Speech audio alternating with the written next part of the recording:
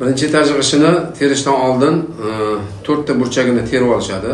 3 qator g'ishni tergandan keyin uni burchagidan burchagiga ip tortib, uni diagonalini aniq точно qo'yib, joyiga qo'yib, ana undan keyin g'ishni terishi boshlanadi. Assalomu alaykum.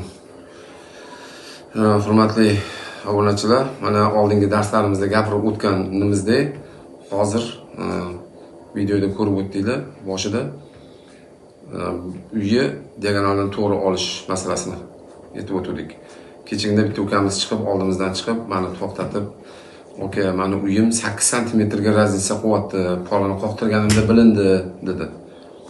Men o'shanda aytdim, men unga senga boshida aytgan edim, usti tushirganingda diagonaliga qaragin dedim. O'sha diagonalni nimaligini bu bilmagan ekan, u qaramagan.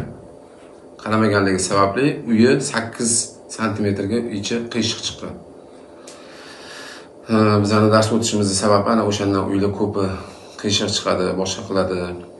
Devorlar qiyshiq bo'ladi, ko'p loy yeydi, ko'p loy yegandan keyin u devorlar yoriladi. Ana o'shanisiga qurilayotganda ahamiyat berish kerak. Prorab ana o'shanisiga ko'proq, men misol uchun o'shanga ko'proq o'zimni bag'ishlayman, qarayman o'sha narsalarga. Keyingi darsimizni boshlaymiz. Tom qismiga kelgan edik. Tom qismini strapilalarni balandroq qilish kerak, iloji boricha qo'rqotganda uyi tomini ichi balandroq bo'lishi kerak. Negaki bizda o'lkamizda juda issiq havo, ham rangli tomlar qoqyapmiz hozir. Rangli tomlarni qoqishimiz sababli uyi tomni ichi isib ketib qoladi.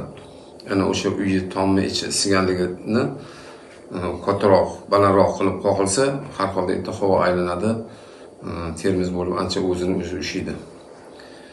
Bo'lmasa taxtalarimiz uvalanib, xuddi qurt yeganga o'xshab uvalanib tushib ketib qoladi agar kalta past qilib qo'yilsa.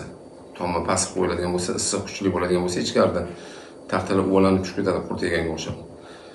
Ana o'shalarni oldini olish uchun tomni ustini balandroq qilinadi.